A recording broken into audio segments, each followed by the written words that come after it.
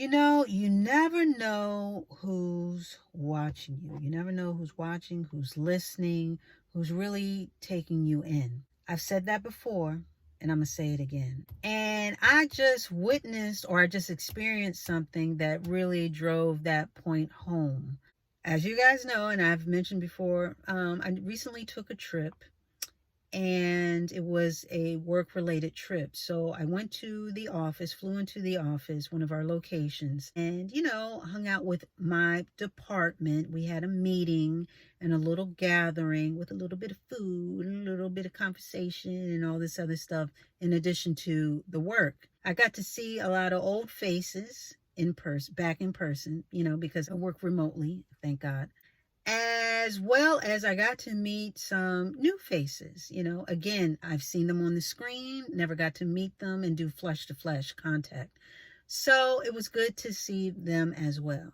Now, there's a girl that I work with, a beautiful girl, beautiful disposition, just the sweetest thing. She is one of the assistants in our department, and I believe she's the newest hire in our group. So we got to sit and chat and laugh and yada, yada, yada. So we were talking about some things, and, we were comparing notes about some other things. And she's from the East Coast as well. She's from New Jersey. So we bonded on that. I was like, oh, we're sisters. We're, from the tri-state area, and she was talking about how the parking authority in Philadelphia is very hard and is crazy, basically. And I could not argue with that.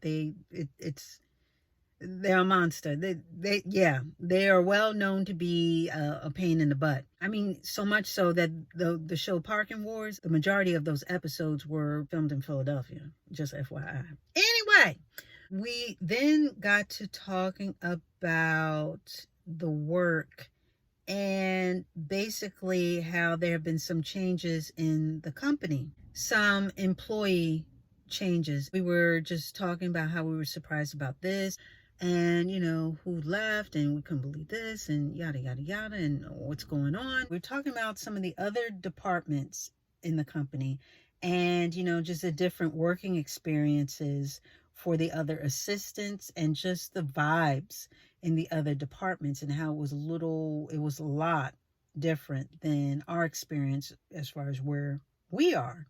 How a lot of the managers and the supervisors were very harsh on their assistants, and just the way they talked to them and the way they treated them. And even with this whole working from home, how they have to really adhere to a certain schedule. They're allowed to kind of work from home, but they have to come in one day or something like that.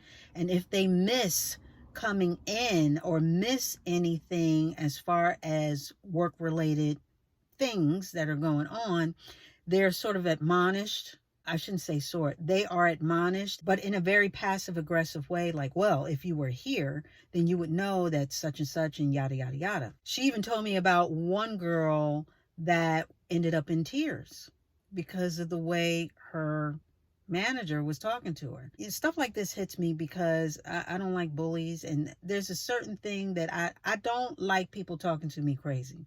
I just don't. And I don't like passive aggressives. So I told her, I said, well, listen, first of all, I feel sorry that she cried and ultimately ended up leaving because of the hostile work environment.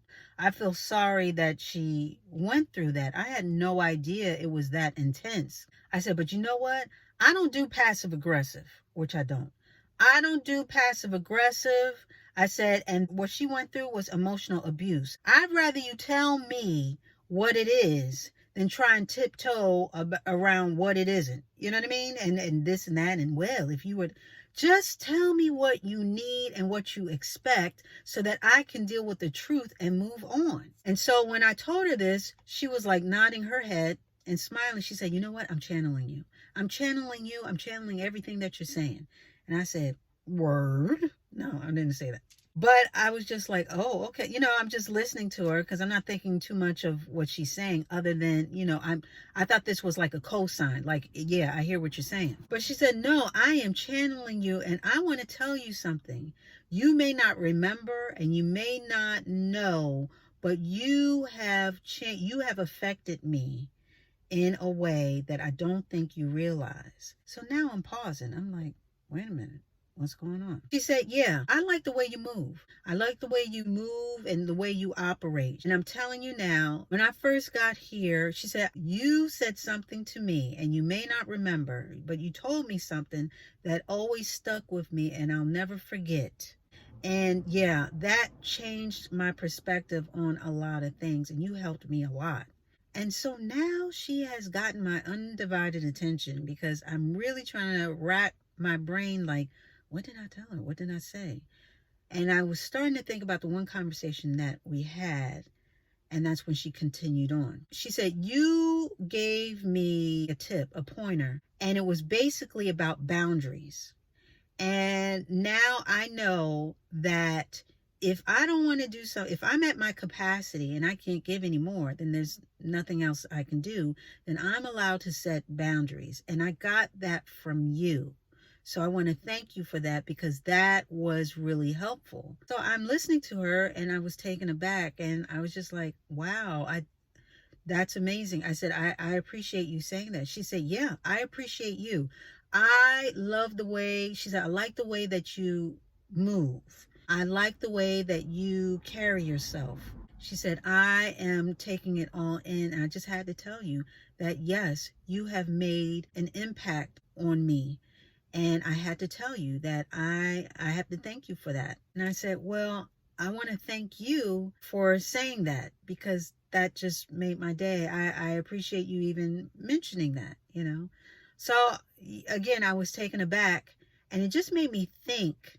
Well, first of all, I was trying to think of the conversation that we had, and I immediately thought of, okay, she must be thinking of, or she must be referencing the conversation that when she first got there, she was taking the place of another assistant.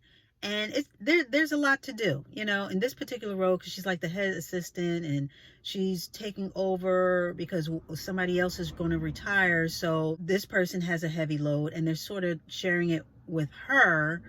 And I didn't want her to feel overwhelmed. So when I had a moment just to speak to her, she and I had a virtual meeting, and I just wanted to touch base with her and not only introduce myself, but also to see where she was with everything.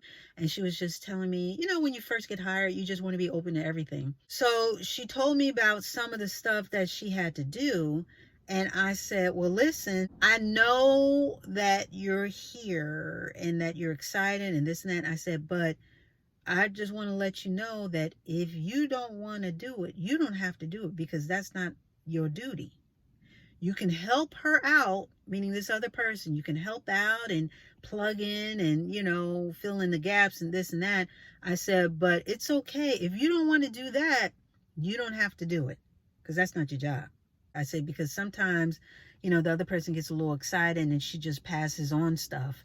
I said, and that's okay, but it's also okay for you to say no. So I believe that's the conversation that she was referring to. When you say stuff, yeah, you want to plant seeds in people, but sometimes you don't know what takes, and you don't know how things are affecting people, or in what manner, or in what measure, I'll say. So honey, when she told me that floored me. It really did, because I didn't expect that.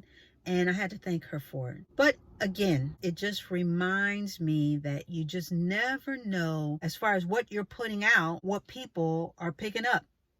You know what I mean? What people are imbibing as far as your vibe, what people are ingesting as far as your words and the way that you carry yourself.